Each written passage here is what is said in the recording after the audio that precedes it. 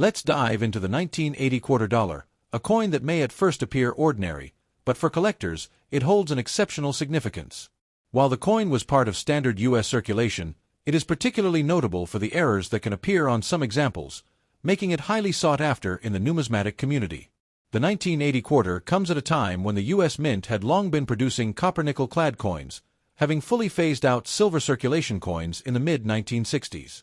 The design and composition had become consistent, but this uniformity makes any deviation, any error, even more noticeable and valuable to collectors. The 1980 quarter continues the classic tradition of featuring George Washington's profile on the obverse. Sculpted by John Flanagan in 1932, Washington's image is familiar and iconic, representing the enduring connection between American history and coinage. The inscriptions, "Liberty" and "In God We Trust," flank the portrait, and the mint year, 1980, appears at the bottom. On the reverse, the traditional eagle perched on a bundle of arrows with olive branches beneath symbolizes strength and peace. The design had become deeply familiar to the public, and any noticeable deviation from its precise execution is immediately intriguing to collectors. Errors are the main source of value for the 1980 quarter. Among the most common and most sought-after errors are misstrikes, off-center strikes, and doubling. Each of these errors occurs during the minting process and results in coins that differ from the standard, perfectly produced examples. Off-center strikes are one of the most striking types of errors.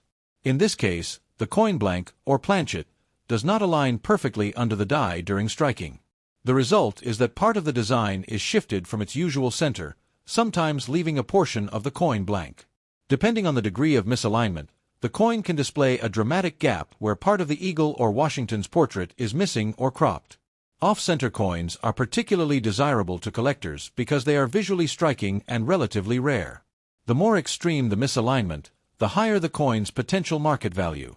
Coins that are slightly off-center are more common, but those with 20 to 50% misalignment or greater are exceptionally rare and can command high prices. Another valuable error is die doubling, often referred to as a doubled die. This occurs during the die-making process when the design is stamped twice onto the die, slightly offset. When the die is used to strike coins, the letters or parts of the design appear doubled or shadowed. On the 1980 quarter, this is most often seen in the inscriptions "Liberty" or "In God We Trust," and sometimes on the digits of a year. Some doubled die errors are subtle and require magnification, while others are more pronounced and noticeable even without close inspection. Doubled die coins are highly prized because only a limited number of coins will ever carry the error, making each example a unique collectible. In addition to off-center strikes and double dies, planchet errors and die cracks can also occur. Planchet errors happen when the coin blank itself is flawed, perhaps due to improper metal mixing, incomplete blanks, or imperfections in the surface. These flaws can result in unusual textures, raised bumps, or depressions on the coin's surface. Die cracks occur when the metal dies develop tiny fractures during repeated use. Coins struck with a cracked die can display raised lines or unexpected marks that appear to cut across the design. While less visually dramatic than off-center strikes, these errors are also collectible, particularly when they are rare or clearly visible. The value of a 1980 quarter with an error is directly related to the rarity and visibility of the error, as well as the coin's overall condition. Coins that have retained their original luster and sharpness, with minimal wear, are far more valuable than heavily circulated examples. The demand for error coins has grown steadily among collectors, both for their uniqueness and for the thrill of owning something unusual that occurred by chance during the minting process. Collectors also find the 1980 quarter interesting because it represents a period when coin production was highly standardized, making errors stand out even more. In earlier decades, slight variations were more common due to less advanced minting technology. By 1980, the U.S. Mint had improved machinery and processes, so most coins were perfectly struck. This means that any error that appears on a 1980 quarter is immediately noteworthy, making the coin more attractive to those seeking rare finds. In addition to technical considerations, the 1980 quarter is historically significant because it captures the continuity of U.S. coinage design while still being subject to the unpredictable quirks of mass production. Each error coin is a snapshot of a specific moment in minting history, when a slight misalignment, doubling, or flaw transformed a standard coin into a rare and valuable collectible. These coins tell a story not only about American currency but also about the mechanical and human processes involved in their creation. In summary, the 1980 quarter dollar may appear at first glance to be a standard copper-nickel coin, but for collectors, it holds exceptional interest due to the variety of errors that can occur. Off-center strikes, double dies, planchet flaws, and die cracks all create coins that are unique and highly sought after. The rarity, condition, and visibility of these errors determine the coin's market value, with the most unusual examples commanding significant prices. Collecting 1980 quarters with errors offers enthusiasts the excitement of discovering something rare and extraordinary within an otherwise familiar coin. This coin serves as a reminder that even everyday currency can hold surprises, and that careful observation and knowledge of minting details can reveal hidden treasures in the palm of your hand. The 1982 quarter dollar is one of the most fascinating and important coins in modern U.S. numismatics, and it is a coin that every collector should carefully examine. What makes the 1982 quarter so special is not just its design but the major material change that occurred in that year. In 1982, the United States Mint made a significant shift in the composition of its coins, moving away from primarily copper-based blanks to primarily zinc-based blanks coated with a thin layer of copper. This change was largely driven by economic considerations, as the price of copper had increased dramatically, making the production of coins more expensive. As a result, the 1982 quarter exists in two distinct varieties: one heavier, made primarily of copper, and one lighter, made primarily of zinc. Understanding the importance of this coin requires a closer look at the context of U.S. coinage at the time. Before 1982, quarters were struck using a copper-nickel clad composition, with a core of pure copper sandwiched between layers of copper-nickel alloy. This gave the coins a distinct weight, feel, and color. By 1982, however, rising metal prices prompted the mint to experiment with new materials that would be more cost-effective while still preserving the familiar appearance and durability of the quarter. The result was a coin with a core made primarily of zinc, coated with a thin layer of copper, which gave it the same outward appearance as the previous coins but with a noticeably lighter weight. This material change created a fascinating situation for collectors. In 1982, both copper-heavy and zinc-based quarters were minted, meaning that coins from the same year can vary significantly in weight. The copper version is heavier and more closely resembles earlier quarters, while the zinc version is lighter. Because the copper coins were less common, they are now considered rare and valuable in the collector market. Their scarcity, combined with the story of the mint's material transition, makes them a highly desirable find. Collectors interested in verifying whether they have a copper 1982 quarter can use several techniques. The most straightforward method is to check the coin's weight. A standard copper 1982 quarter weighs approximately 6.25 grams, while a zinc-based quarter is lighter, weighing around 5.67 grams. Using a precise digital scale allows collectors to determine which type of quarter they have. Even small differences in weight can help identify rare copper coins, making this step essential for anyone seeking to add a valuable 1982 quarter to their collection. Visual inspection can also provide clues. While the copper and zinc quarters look similar at first glance, the copper coins tend to have a slightly warmer, reddish tone due to their higher copper content. Over time, the copper coins may also develop a different patina compared to the zinc-based coins, although careful handling and storage can preserve the original surface. Collectors often compare a suspected copper coin with a known zinc coin from the same year to see subtle differences in color, sheen, and weight. The 1982 quarter also offers other points of interest for numismatists, particularly when combined with minting errors. Some 1982 coins may display doubling, off-center strikes, or other anomalies that further increase their collectability. A rare copper coin with a clear double die, for example, can be particularly valuable because it combines both scarcity and a unique minting error. Even without errors, the simple distinction between copper and zinc varieties has made the 1982 quarter a key coin for modern collectors, highlighting the intersection of economic decisions and coin production. Beyond its material significance, the 1982 quarter represents a period of experimentation and adaptation in the U.S. Mint. The early 1980s were challenging times economically, with metal prices fluctuating and the demand for coins continuing to rise. The Mint had to balance cost efficiency with the need to produce coins that would be durable and familiar to the public. The decision to switch to zinc cores was an innovative solution, allowing production to continue without compromising the usability of the coins. The fact that both copper-heavy and zinc-based quarters exist from the same year adds a layer of historical intrigue, providing collectors with a tangible connection to this transitional period. For collectors, Owning a 1982 copper quarter is more than just a financial investment, it is a piece of history. These coins illustrate how external factors, such as rising metal prices and economic considerations, can influence the design and production of everyday currency. They are a reminder that even coins that appear ordinary at first glance can hold hidden stories and value.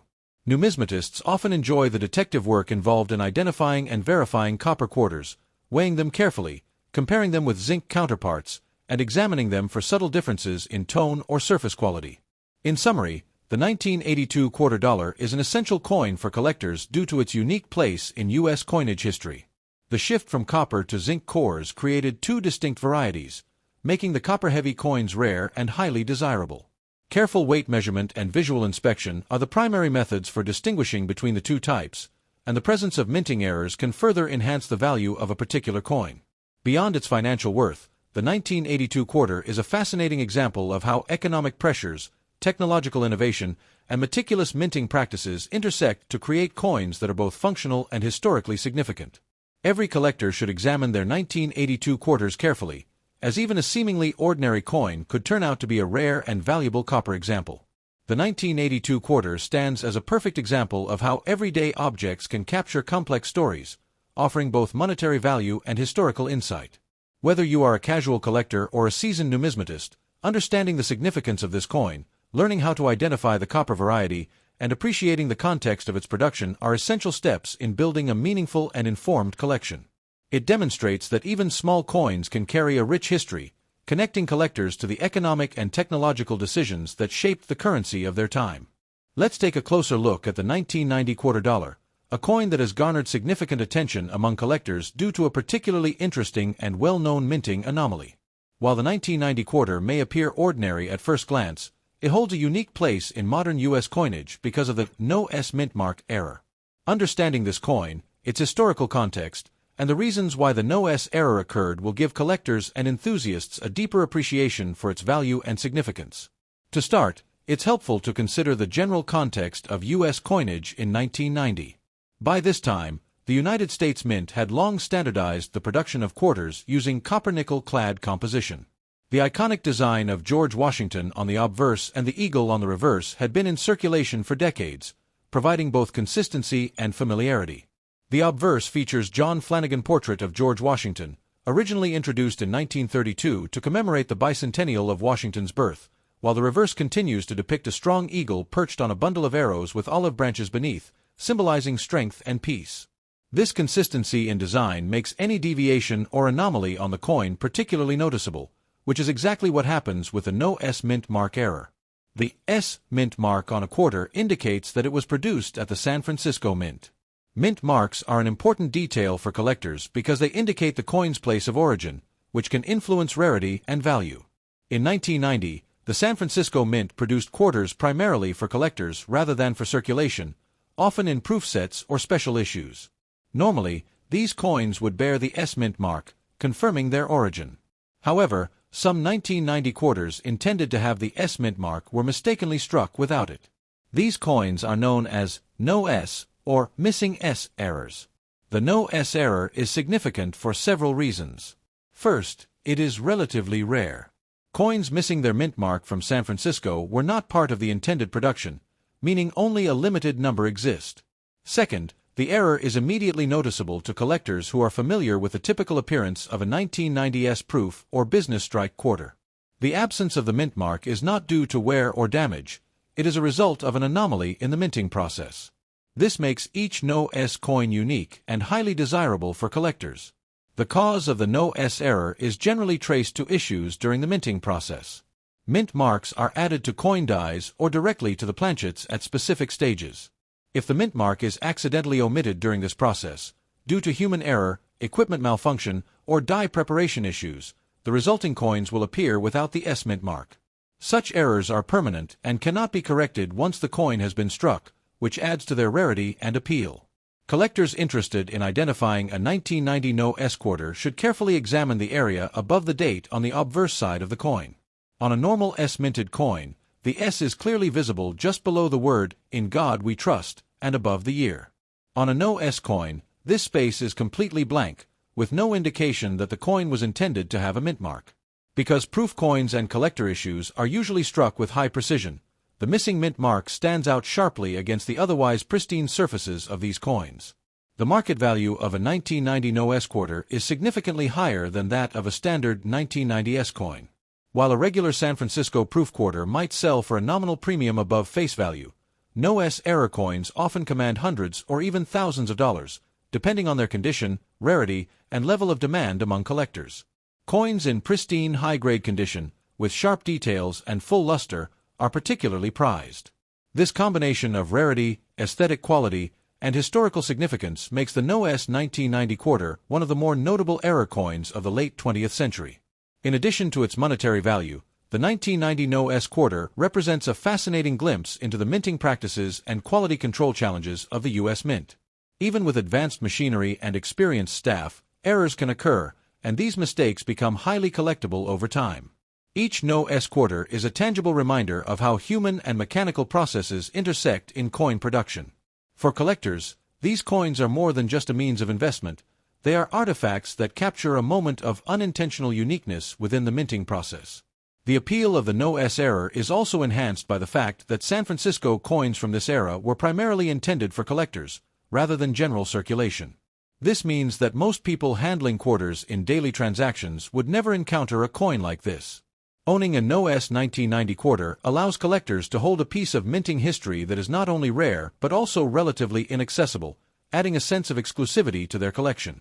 Collectors often seek NOS quarters for display purposes as well as for their investment potential. These coins are typically preserved in protective holders or coin slabs to maintain their condition, given that the value is highly sensitive to surface wear, scratches, or discoloration. Professional grading services, such as PCGS and NGC, provide authentication and grading for NOS coins, helping buyers confirm that the coin is genuine and accurately described.